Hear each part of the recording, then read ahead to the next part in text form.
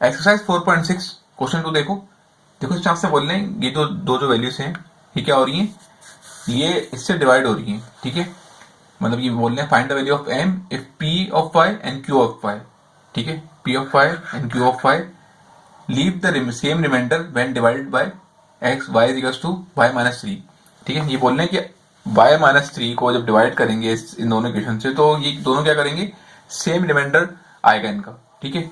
जैसे कोई किसी क्वेश्चन को डिवाइड करते हैं तो 2 रिमाइंडर आता है, इस तरह ये बोल रहे हैं कि इन दोनों में जब आप डिवाइड करोगे ना इससे तो आपके पास जो रिमाइंडर आंसर आएगा वो तकरीबन वो सेम आएगा, ठीक है। तो देखो इसमें करना क्या है, इसमें करना आपने ये है कि आपने पहले तो वही करना है पुराना वाला काम कि आपको जो चीज दी हुई ना डिवाइड करने के लिए, ठीक है, जो पार्ट 1 मैंने कराया था, अगर नहीं देखा आपने तो पहले पार्ट 1 देखो जाके 4.6 का, देन फिर ये देखना तो आपको क्लियर हो जाएगा ये होगा किस तरह, ठीक है। आप ये लिखोगे बाय गिवन कंडीशन, ठीक है, बाय गिवन कंडीशन।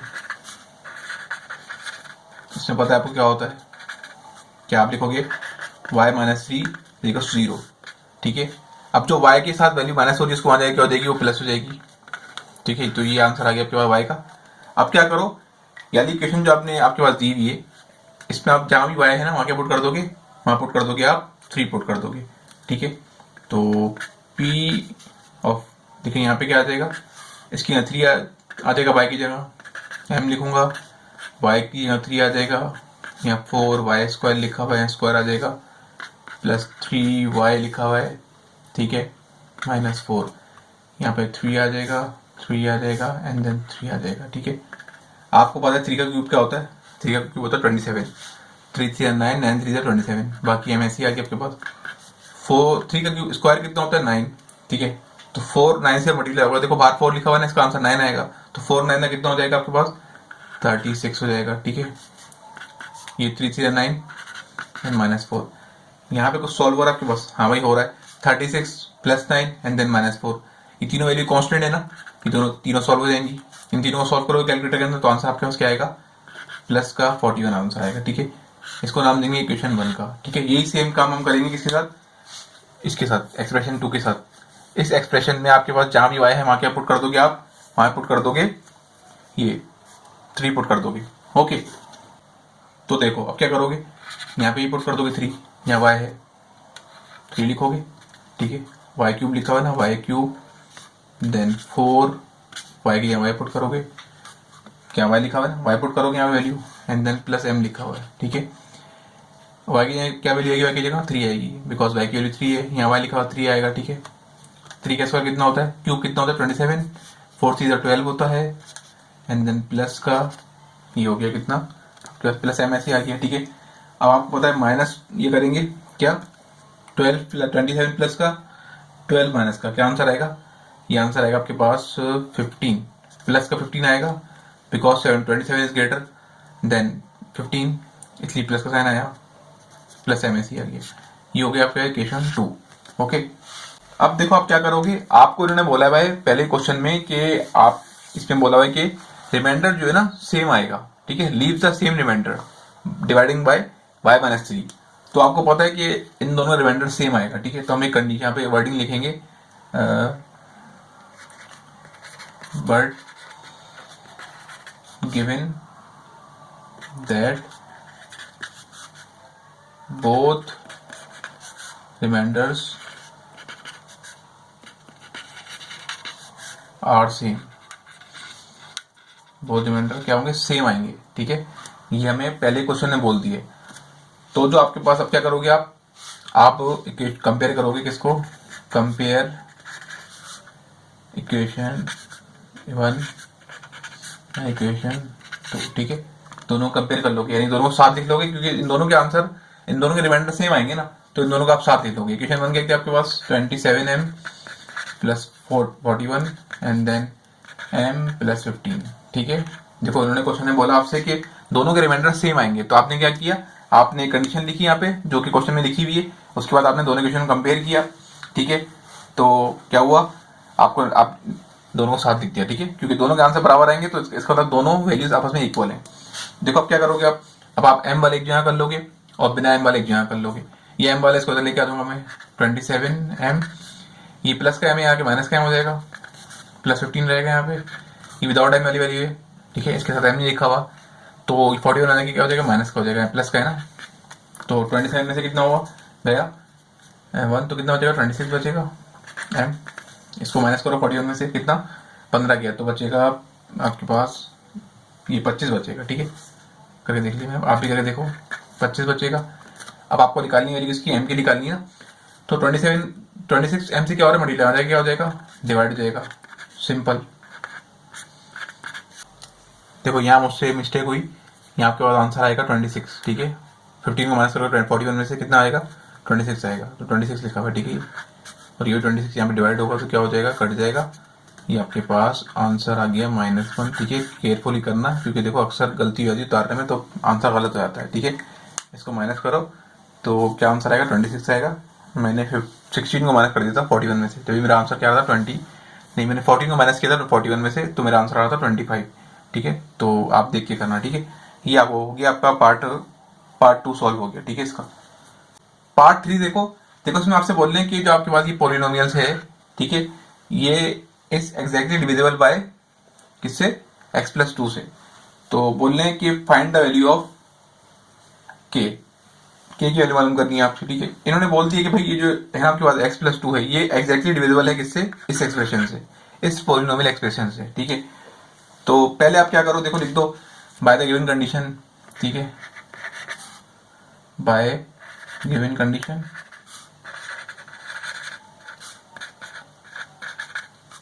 x+2 को लेंगे 0 के इक्वल, देन फिर हम वैल्यू निकालेंगे, 2 आ जाएगा, क्या हो जाएगा, प्लस है ना, आ जाएगा माइनस का हो जाएगा, ये आपके पास आ गया x की वैल्यू। एक्सप्रेशन के अंदर आपके पास जहाँ भी x लिखा हुआ क्या लिख दोगे आप, वहाँ लिख दोगे -2 आ गया, जहाँ पर भी x लिखा हुआ है। ठीक है, यहाँ पे आ जाएगा -2, यहाँ पे आ जाएगा -2 प्लस 6 x, यहाँ -2 आ जाएगा, देन +3 के ऐसे ही रहेगा। ठीक है, यहाँ आ जाएगा -2। ठीक है, अब देखो 2 का क्यूब क्या होता है, 8 होता है ना, 2 to the 4 4 to the 8। अब पावर क्या है, ऑड है, लेकिन अंदर नंबर देखो, अंदर नंबर जो है नेगेटिव है, बाहर पावर क्या ऑड है, तो आंसर क्या आएगा, नेगेटिव आएगा। ठीक है, अगर बाहर पावर इवन होती तो आंसर पॉजिटिव आता। ठीक है, मैं प्रीवियस वीडियो में बता चुका हूँ अपने। देखो बाहर पावर, देखो अंदर नंबर नेगेटिव है, बाहर पावर क्या है, इवन है, तो अंदर आंसर कैसा आएगा, 2 का स्क्वायर कितना आएगा 4, पॉजिटिव का 4 आएगा, बिकॉज अंदर नंबर नेगेटिव है। ठीक है, लेकिन बाहर पावर क्या इवन है, अगर बाहर पावर ऑड होगी तो आंसर नेगेटिव आएगा। तो ये हो गया 6 to the 12 प्लस माइनस -12। ठीक है, +3 के, उसके बाद क्या करोगे, 4 को कर दो किससे, 4 8 का कितना होता है, माइनस प्लस माइनस का 32 होता है ये। ठीक है, 7 4 का कितना होता है 28, उसके बाद फिर -12 ऐसे आ गया, +3 के ऐसे आ गया।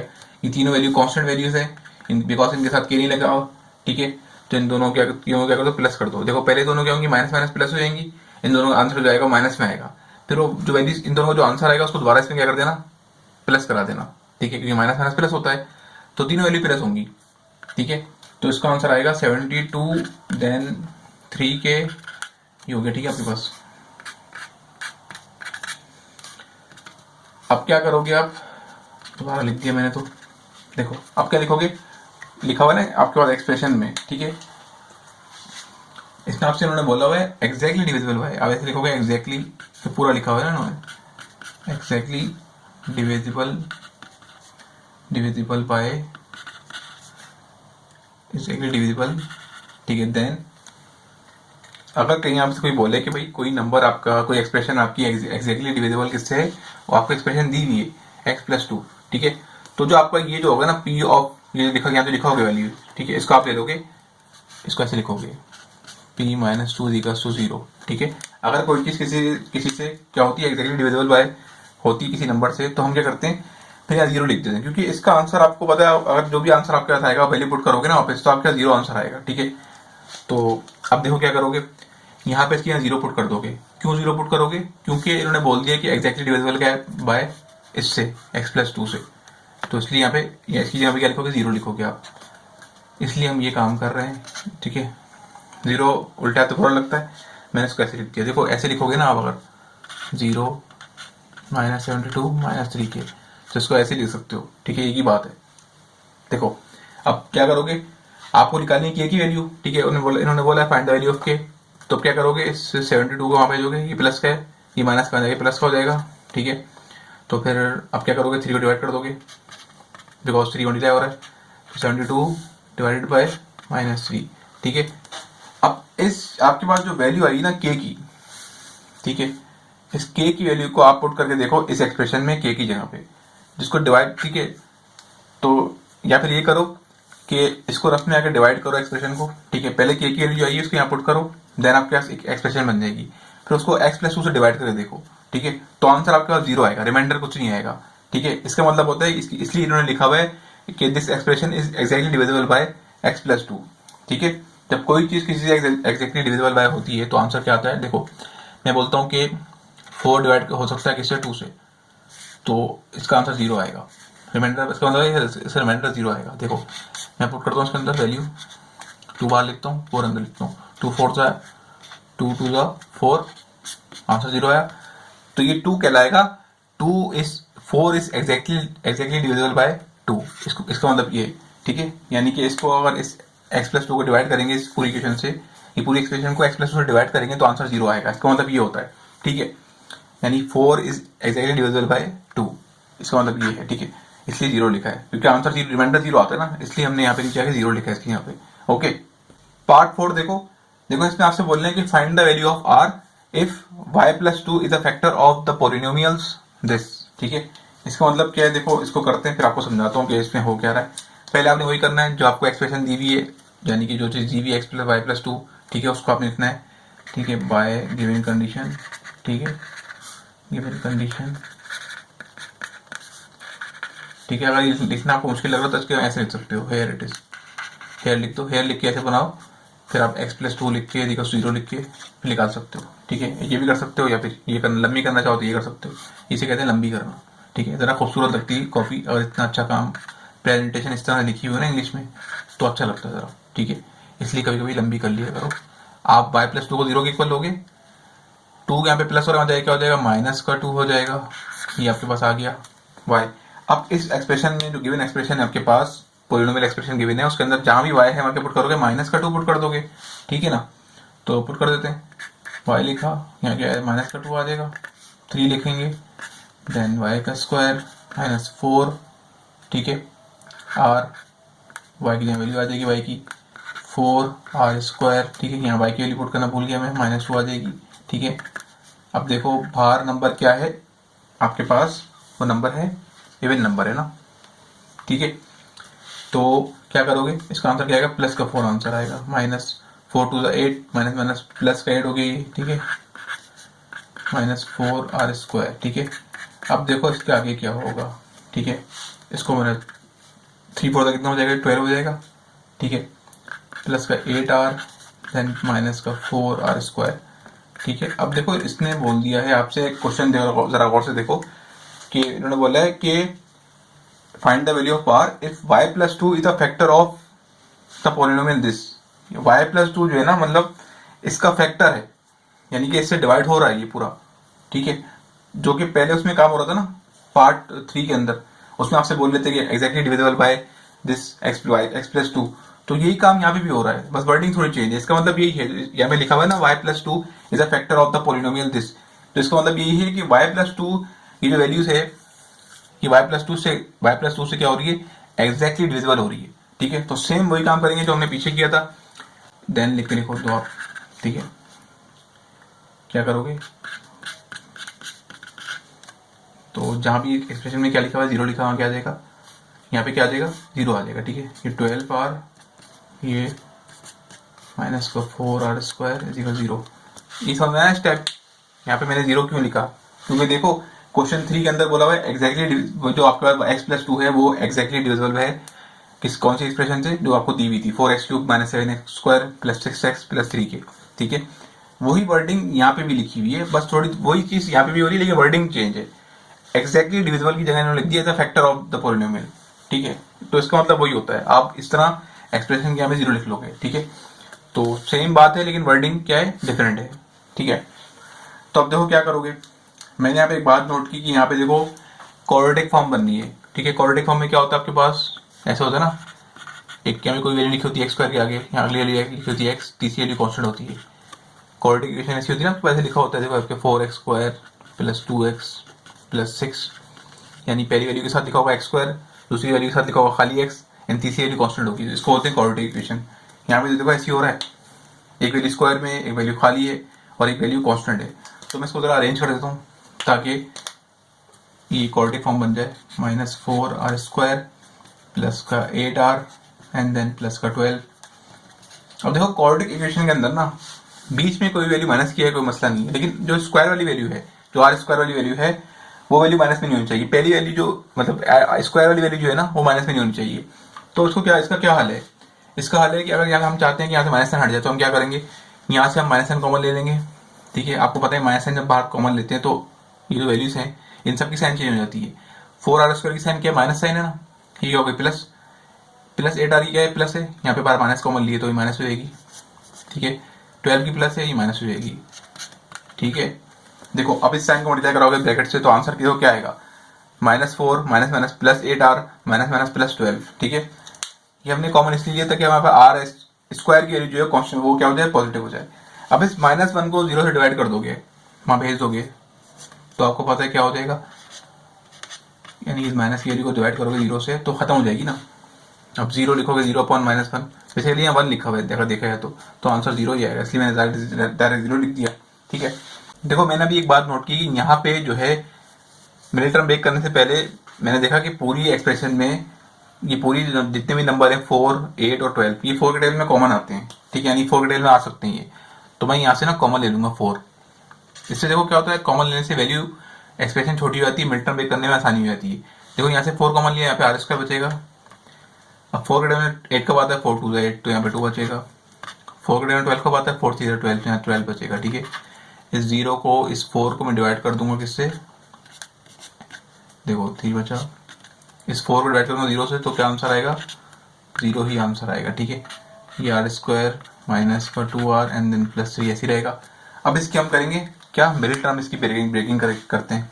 देखो क्या होगी, आपको पता है कि यहाँ पे क्या लिखा हुआ है, 1 लिखा हुआ है ना इसके पास, r² के पास, इसकी वैल्यू को करेंगे लास्ट वाली वैल्यू से, क्या आंसर आएगा 1 3 3।